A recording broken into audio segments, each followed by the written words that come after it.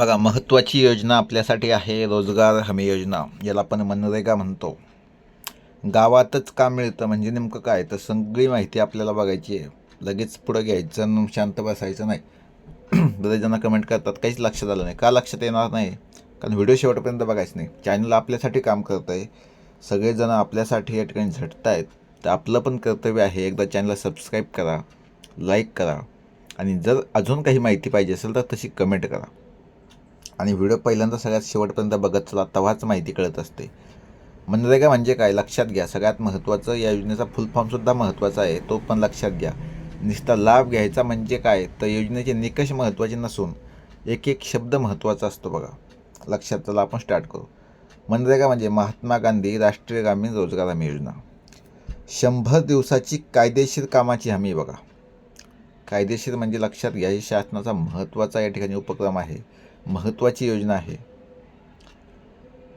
या ठिकाणी हा भारतातील सगळ्यात मोठा रोजगार कार्यक्रम आहे आणि ग्रामीण भागामध्ये विशेष म्हणजे खूप महत्त्वाचं काम याच्यामार्फत होतं. ग्रामीण कुटुंबातील प्रौढ सदस्यांना आर्थिक वर्षात किमान 100 दिवस म्हणजे सोपी गोष्ट नाही आहे.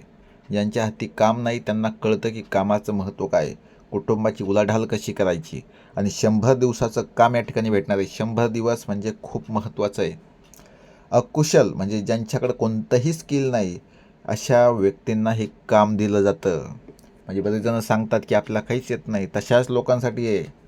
त्या लोकांनी 100% हा व्हिडिओ बघा. महाराष्ट्रात मजुरी 312 रुपये 2025-26 होती बघा.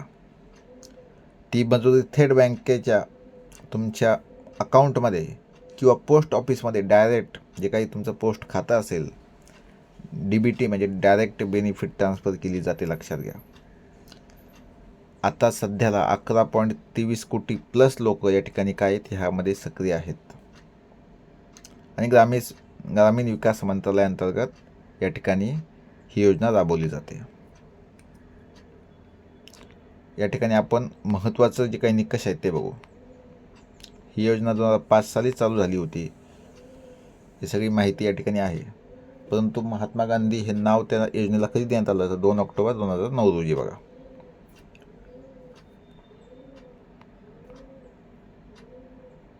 हां बघा, या ठिकाणी कायदेशीर हक्क काय आहे. मनरेगा ही इतर योजनांपेक्षा वेगळी आहे, कारण डिमांड ड्रायव्हन म्हणजे मागणीवर आधारित योजना आहे. आता मागणी कोणती लक्षात घ्या, म्हणजे शेतकऱ्यांनी किंवा ग्रामीण नागरिकांनी काम मागितले तर शासनाला ते 15 दिवसाच्या आत उपलब्ध करून देणे बंधनकारक आहे बघा.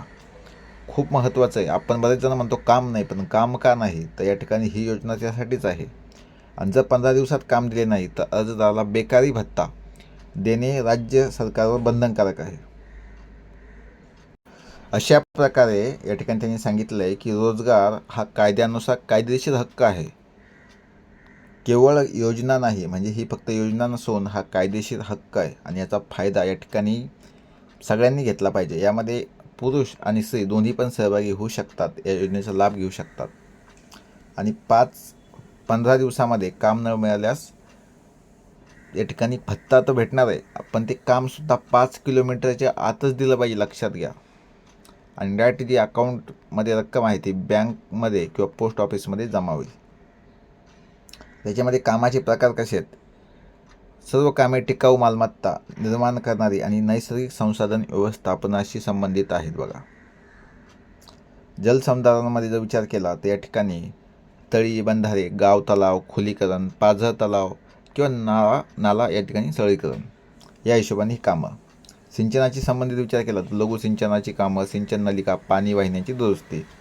जमिनीचा विकास तर या ठिकाणी समतलीकरण, बांध बांधणे किंवा शेत बांध या ठिकाणी ह्या हिशोबाने.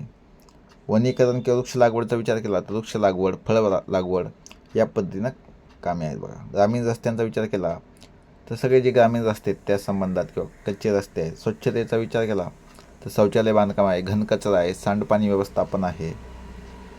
आणि ग्रामीण पायाभूत सुविधेचा विचार केला तर अंगणवाडी केंद्रामध्ये काही कामं असेल, कुक्कुटपालन असेल, शेड असेल, खेळाचं मैदान असेल.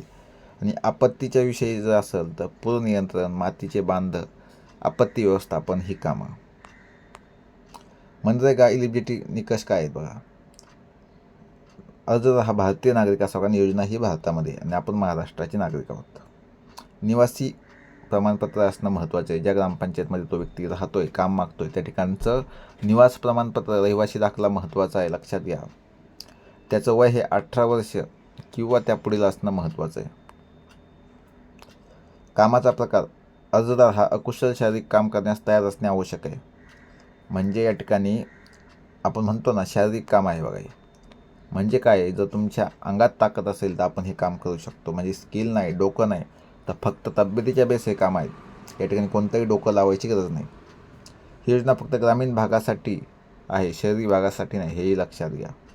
या योजनेचा लाभ आपल्या ग्रामीण भागातील शेतकऱ्यांना आहे. जे अकुशल कामगार आहेत, सर्वसामान्य व्यक्ती आहेत, ज्यांना काम नाही हाताला, त्यांच्यासाठी आहे.